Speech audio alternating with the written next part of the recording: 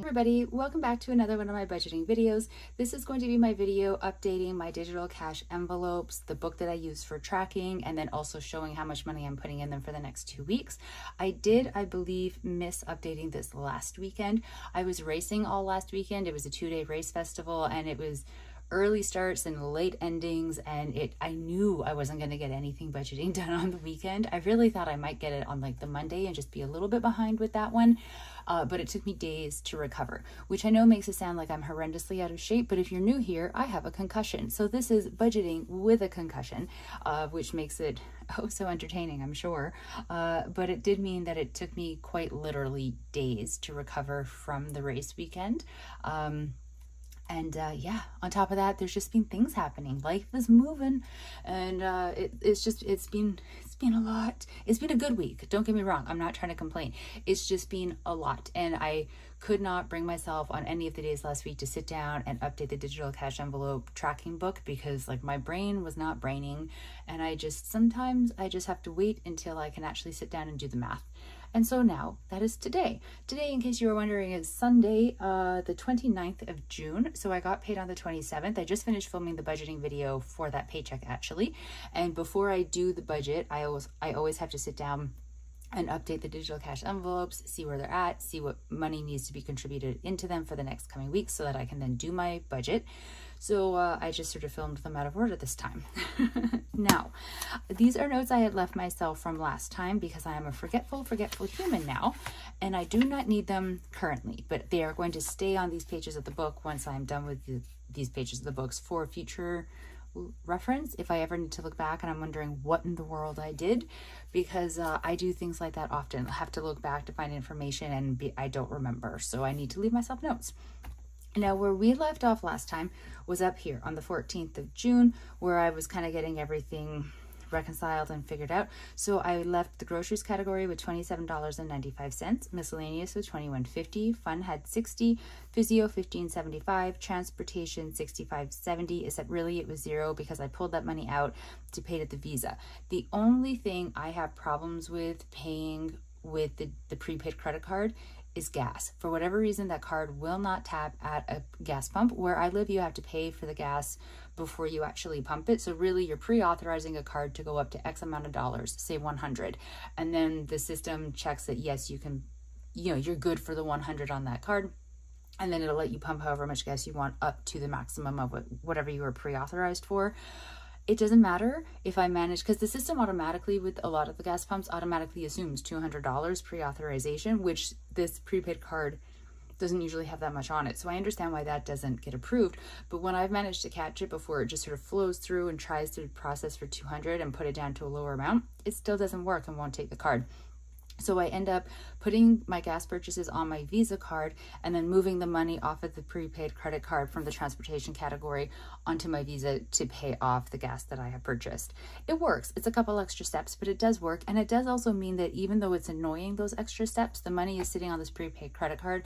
And so I feel it's a little bit safer from my accidental spending of it versus leaving it in my bank account and just hoping for the best.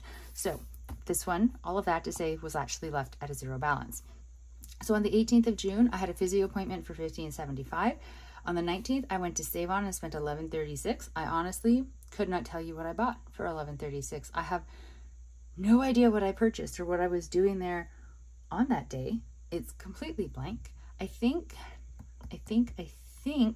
that was because I went... Oh, you know what? That was food. It wasn't really Save On. It's a grocery store that's connected with Save On, but it's like bougie. It's in the area where I dragon boat. Sorry, it's all coming back to me and now you're just going to be stuck listening to it. I bought dinner on the run because I was going from something, I can't remember what, to running. Like I worked and then did something and then ran an errand. I know I'm very detailed. And then I had just enough time to kill to get a bite to eat before I went to dragon boat practice. That's what it was. So $11.36 bought me a wrap and a side of like wedged French fries. And I just drank the water that I had with me. Oh, I shouldn't have put that under groceries. I hate when I remember something after the fact. That really should have gone under either miscellaneous or fun, but the damage is done now, so that's fine. And then on the 22nd, $9.98 and then $6.82. That was a coffee / tea food truck in the morning on race day. And that was also race day. These were both over the race day weekend on the 22nd. I remember that one. That was tea and 2 biscotti, one for me and one for a friend. And this, probably a drink. I'm blanking.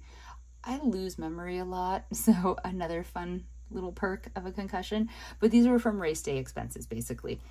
So I didn't bother to write down what they were. They qualify under fun. Then on the 24th, I went to Superstore and spent $40.49. Might have been Safeway. Either way, it doesn't really matter. It was a grocery store.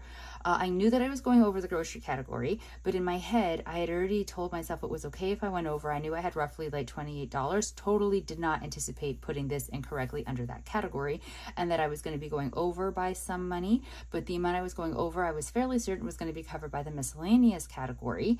But because I was not on the ball and not writing things down as I was doing them, so totally my bad, when I went to go, this is from Canada Post, I mailed a parcel.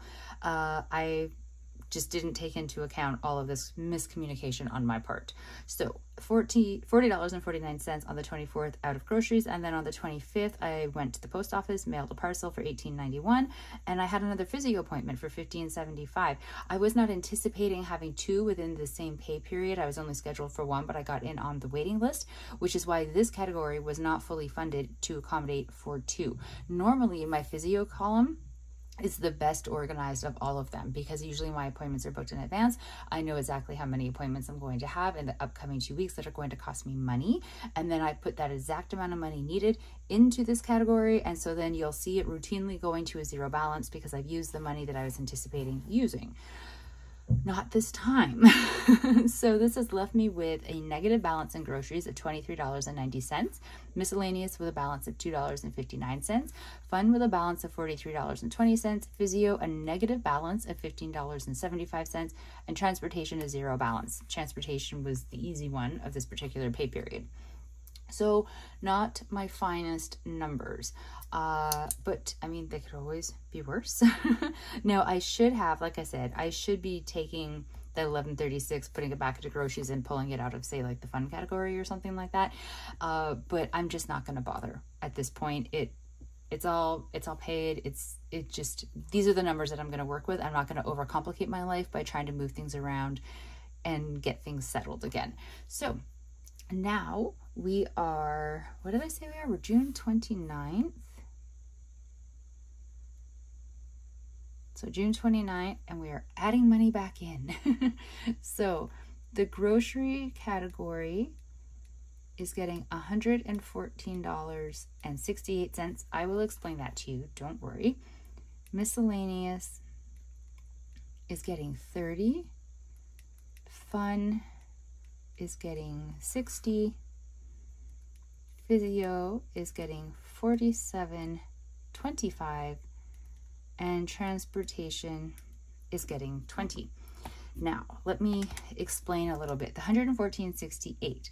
I normally give myself $120 for 2 weeks worth of groceries / household expenses. I went to Superstore yesterday when I was out running errands, and I used my debit card to pay for my purchases from there because I knew that I hadn't done the budget, so I hadn't moved the money over onto the prepaid credit card yet. So I'm moving less than $120 over into the grocery category because I've sort of pre-spent from it.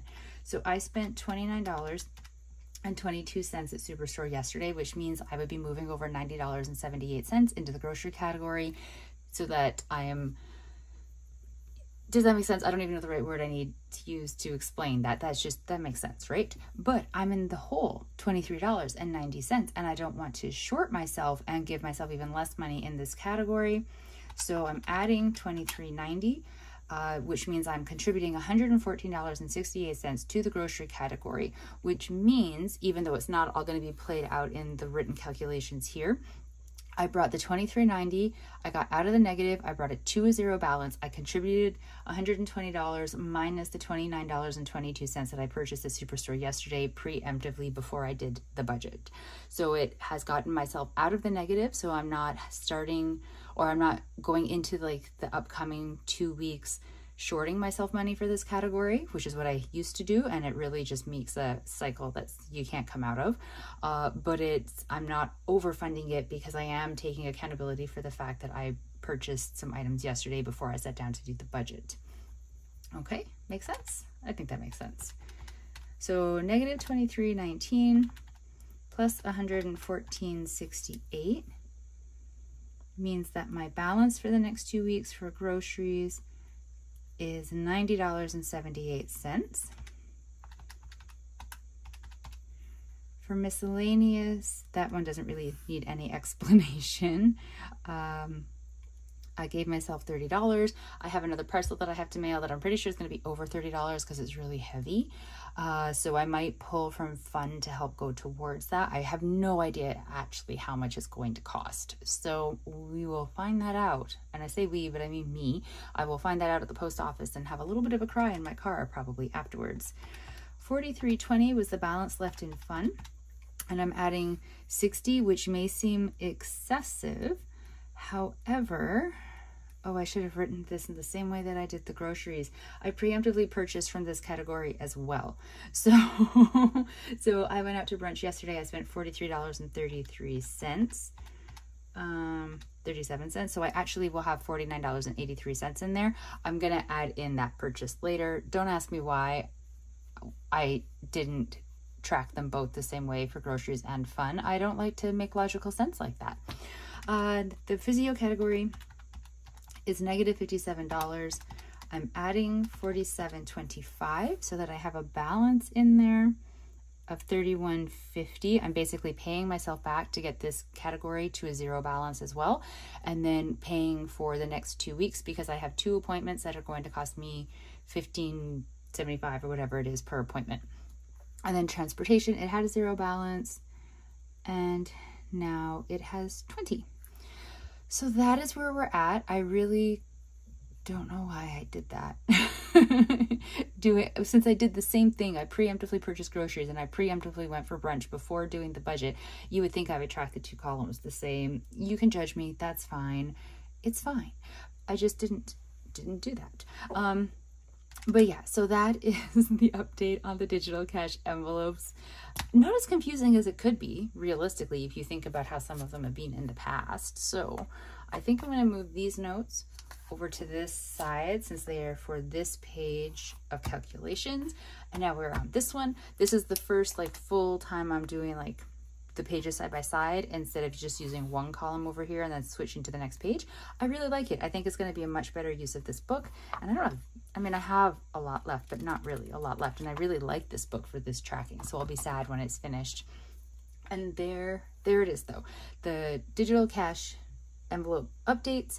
Everything is good. I haven't actually moved the money over yet. I'm going to be doing that when I'm finished filming, but everything is back into an okay balance. Transportation is one of the ones that like, I have a hybrid, so I don't have to get gas too frequently.